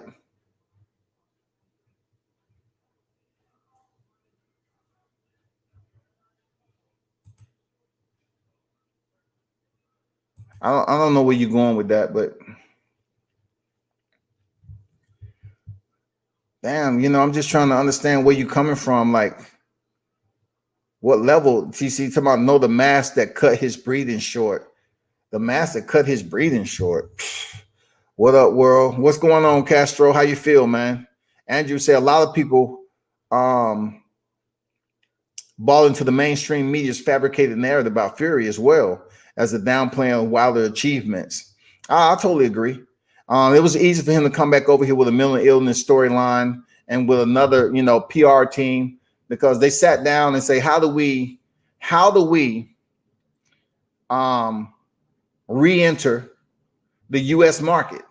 Because we can't really fuck around in the U.K. right now. The money is over here in the U.S. So therefore, in order for us to, make these freaking U.S. fans support us, we got to come back with something for them to latch on to. And yeah, mental illness. That's it. And they even changed it in Wikipedia. That's how deep I do my research. They even changed that shit in Wikipedia, y'all.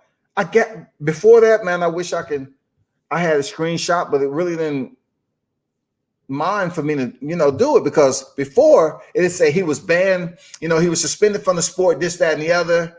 He stripped his title, blah, blah, blah. But when he re-entered and came back and said he was coming back to the sport of boxing, I went over to Wikipedia, and Wikipedia say, yeah, he left the sport due to mental illness and shit like that. It was bullshit. Just like you said, Andrew, the mainstream media, they put it out there to basically convolute the truth as much as they can, brainwash people, make them become abstinent and common sense. Castro said, I like listening to your great knowledge. Appreciate it, bro.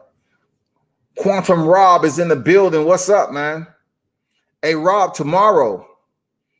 Hey, I want you to stop through, man. We're gonna talk some freaking mixed martial arts, man.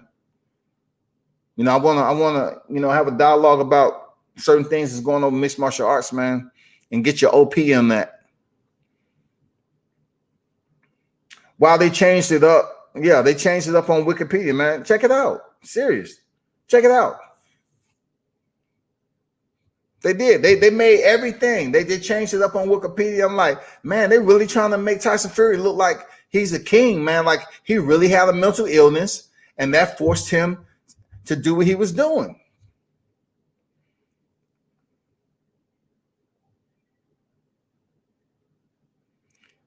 Man, if you know all that, if you want to sit up here and advocate for a fighter, either Anthony Joshua, Tyson Fury, and you say the type, so I'm not gonna be easy, but listen, you have to be able to explain in depth of what you're talking about. When you put up here, say the type of steroids he was on, what type?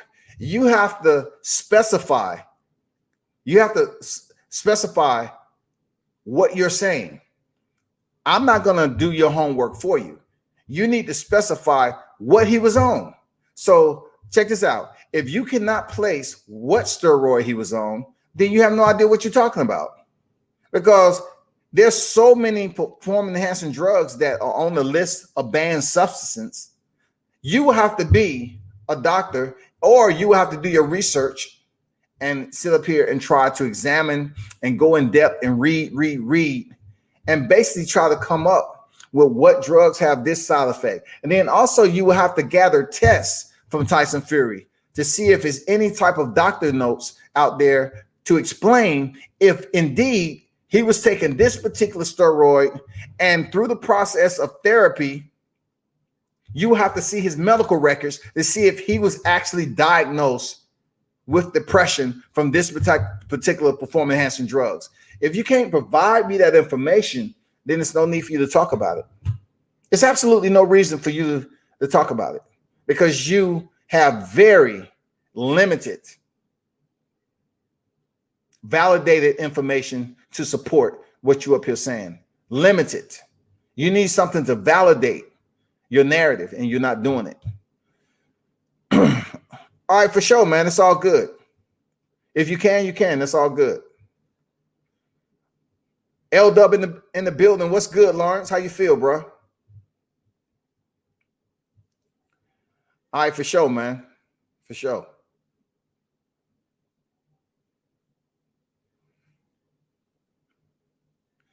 TC said, I'm not advocating for Fury. I put it like this. If you're not advocating for him, why you keep on asking so many questions about him then? If you sit up here saying, well, you know, for Deontay Wilder, let me break down him and say that the mask, he couldn't breathe from the mask and say all these other things. But yet, when it comes to Fury, you want to say, well, the steroids called depression. What steroids? What was he on? What medical records do you have to validate that? Lawrence said Hughie Fury tested positive for the same steroid as Tyson. Was Hughie depressed too? Because, hey, that's a good point, Lawrence, because I haven't heard anything from Hughie. I haven't heard anything. I know he's coming off a fight. You know what I'm saying? He just recently had a fight with you know who. He look, they didn't bring Hughie Fury back to the damn boxing arena and say, me and Tyson, we both had depression at the same time, and during that depression, we just decided to become, nose connoisseurs, nostril connoisseurs. We want to have contests to see who can snort a barrel the quickest. You can't put that excuse on them. They know damn well what they was doing, man. But good point there, Lawrence. Shane explained why they cut the camera off during the rapping time. Fury can't even fight in the UK now because he doesn't have a license. Look, Andrew, he doesn't have a license right now. But I guarantee you, if by chance, if the fight presented itself and Deontay Wilder was out the equation, it'll be Fury Joshua. They'll get that motherfucking license back easy, and they'll start setting up the fight. He just didn't want to deal with UCAD. He didn't want to deal with BBBOC. He didn't want to deal with answering questions about Mr. Carefoot, the uncastrated wild boar. He didn't want to answer those questions. And you see, we haven't heard anything. Has anybody even checked on Mr. Carefoot? Like, where's this guy? This guy came out of nowhere, talked, and then he disappeared. And somebody walked up to his farm, and as anybody would have checked on this dude, man, come on, man. Like, where is he at? This motherfucker disappeared, dog. Gusto, wow, completely deflected my question. Gusto, random person messing around the guy in Fury camp. We're watching Fury get a random person messing around the guy. I can't do it. I can't do it. I can't do it, bro. That's a terrible answer. Random guy messing around. Man, you know what? Big John Fury with the mob ties. Yeah, John Fury, I'm pretty sure the Furies, they have their connection. Seriously. Especially John Fury. Them gypsies ain't nothing to play with. So they probably did what they had to do, man. But when it comes down to it, Tyson Fury's a cheat. Why are y'all trying to show mercy to this dude? I have no idea. I have no idea why he was able to so easily return to the sport. And then people's like, hey, Fury's back. Oh, man, did you hear what he said about Wilder? Oh, he's such a cool guy. He calls everybody a bum, and he calls everybody a dosser. Tyson Fury is so cool. It's that fucking easy to come back to the sport after being a drug cheat. Come on, yo. Come on, man. Salute to the wrenches in the building, man. Salute to the wrenches in the building. Salute to everyone that's in the building. Hey, y'all hit that like button, man. Thanks for dropping through. You know what I'm saying? Share the video, man. I don't sit up here and tell y'all every other freaking narrative. Hey, hit the likes button. Hit the likes. So let's get the thumbs up. Get the likes up to 200. You know what I'm saying? I try to keep it on boxing content alone, man. You know what I'm saying? But dude, TC, you need to be better, man. Because really, like I said before, I really need to learn. I need to be able to learn something from the people in the live chat. I need to be able to learn something from them. You know what I'm saying? I'd rather have 10 to 15 people that's talking about boxing in a way that's educational than having 500 people in here. And I know everybody that's talking. I have 5 people tuning in, but I know I'm familiar with the people that's in the chat. It's pointless. I'd rather have 10 to 15 in here talking about boxing, about the talking points, rather than have 500 that's just up here just talking to one another or not even caring about what the talking point is. Hope Insurance. Damn.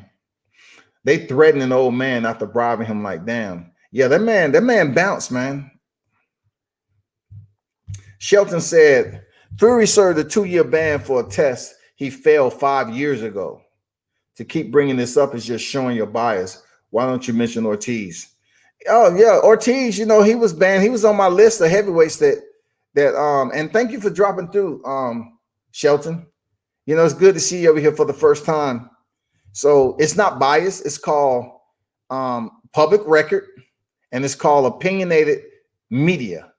So media, in a sense, is always opinionated. So to whatever you're talking about, to bringing this up 2 years ago is still a cheat. Him facing Wilder and having loaded gloves and everything else wasn't 2 years ago. That was February 22nd, 2020. I repeat, that was absolutely this annual calendar, February 22nd. So absolutely everything I'm talking about consolidates itself together to talk about how Fury's character has basically failed him a long time ago. He was a cheat back then. He disgraced boxing. He comes back to boxing, and he want to give this mental illness storyline. It basically shows how he don't care about those who are actually mentally ill. He don't care about them. It's all about him. And, you know, I just can't wait for this next fight to happen. So fans like yourself can grab the tissue paper. You know what I'm saying? And don't go out here and goddamn get a DUI and blame it on freaking, you know, World Combat Sports and say, you know what, he was up there being biased. So shit. When Fury lost, I really had to goddamn go have a drink at the local pub. I really had to, you know, just wash it all away. Don't do it. Don't do it. Don't come in here and leave one comment, Shelton, and run away. That's easy work for me. That's easy work. That's easy work. I know you're nice and comfy behind that. But come on, man. Give me something else to work with. There's nothing been proven. Did the WBC confiscate the gloves and do an investigation like they did Panama Lewis and Luis Resto? Absolutely not. Get your facts. Gusto, bro, come on. You can't explain all the fishings going on with Fury and Fury wild about too. Seriously, talk to him, man. These cats come over here and say the same thing all the time. The WBC didn't even take any interest in doing the investigation. No interest at all. It would have been difficult, but all they had to do is if it would have been caught that night, it would have been easier.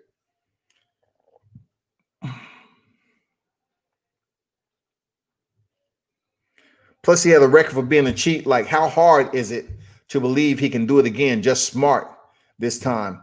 You know, people get good at cheating. People don't cheat all the time, and they get worse at it. You know what I'm saying? Just because they get caught. They get good at it. So being that they get good at it, they kind of elevate the cheating process. You know what I'm saying? They go from this level, and then they continue to elevate it because they're getting good at it. You know, that's what he did.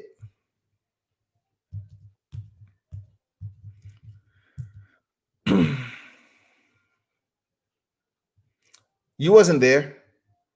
Just because a team member of Wilder was in the room, you don't know what initially happened, especially with them impairing the live feed that was going into the dressing room once the hands was being wrapped. You wasn't there. You wasn't there. That's just public record. Shelton, what are you? Don't put too much interest in this dude. We all know that the gloves get taken out after every fight. Get taken after every fight. How do you know where his gloves went? You don't know where his gloves went. The fact remains is the WBC did not do an investigation. They did not administer an investigation. No investigation at all to check it. None.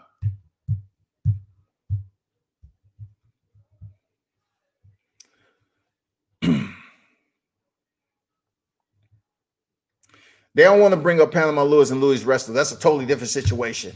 They just want to talk about, defending Tyson Fury because it was Deontay Wilder who received the damage during that fight. All that shit you put up here is public record, whoever you are. They have his brother. Yeah, have his brother made a statement.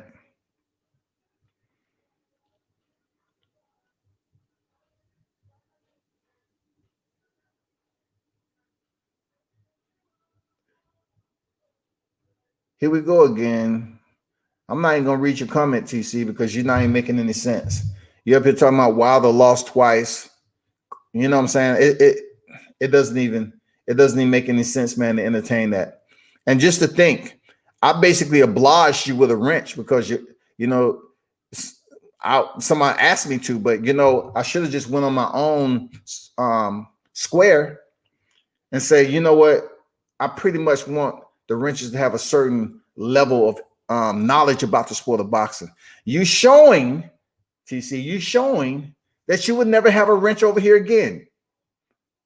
You don't have the boxing know-how or the intel to understand that what you're placing in this live chat, you're basically making it seem like you've been a virtual learner your entire life. You know what I'm saying? You seem like you was homeschooled for no damn reason. You're just talking about nothing. It's not making any sense.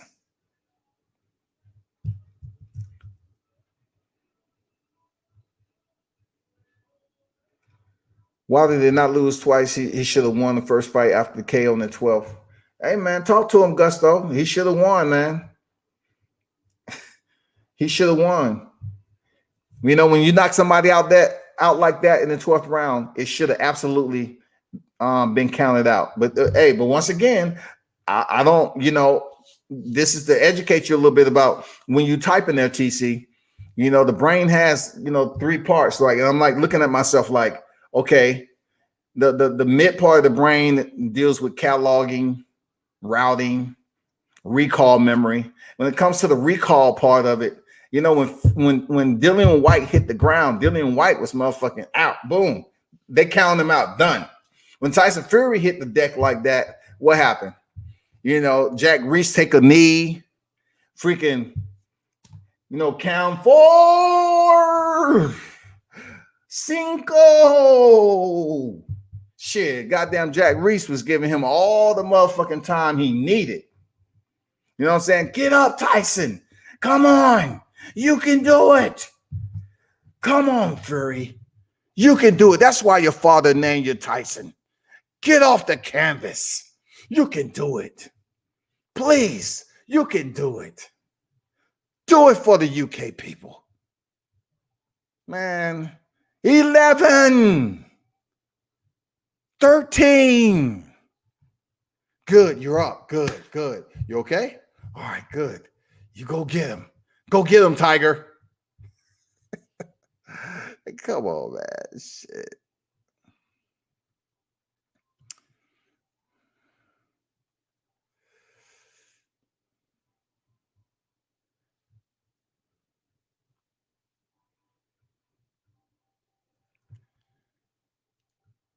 You can't call it a win for Fury. Hey, man, they can, man, because they gotta still show love to Fury or whatever. They gotta do it. I'm sorry, y'all know this is petty shit. and we're grown men, but this guy is not. Oh, I'm not worried about him.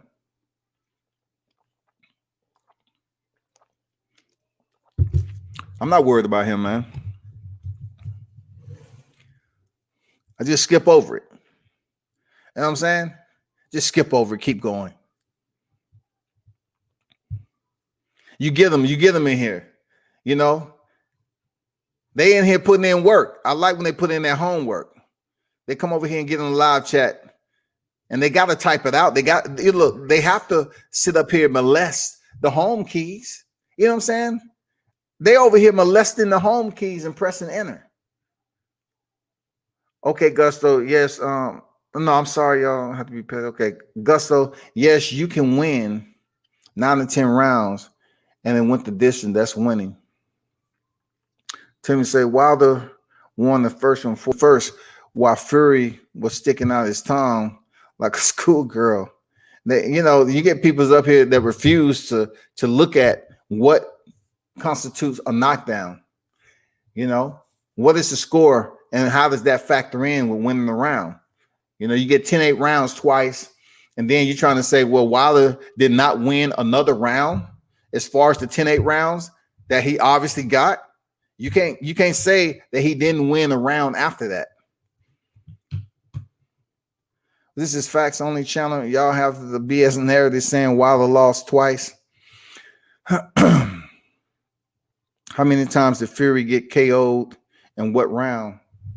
Hey, tell me. That's a good point, Gusto. Tell me when Fury was dropped in the first fight, since you're up here funneling your home keys.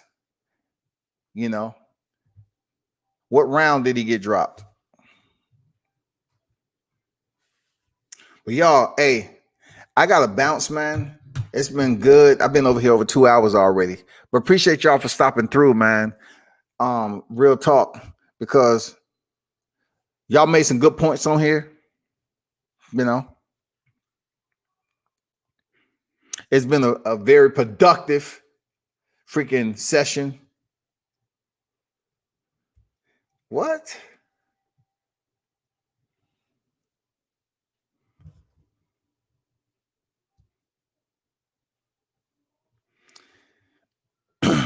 Yeah, but everybody who stopped through, man, appreciate it. Be sure to follow World Combat Sports. I want y'all to also check out the interview. I did an interview earlier with Stevie the Answer Massey, man. He has a fight popping off this weekend over in Rock Hill, South Carolina. And the real supporters that dropped in the live chat, appreciate you. You know what? Keep coming back, man, and subscribe to the channel or tell someone else to subscribe to the channel. But appreciate y'all info and everything. Salute to you. And be sure to drop back in and turn up and tune in to World Combat Sports, man. Salute.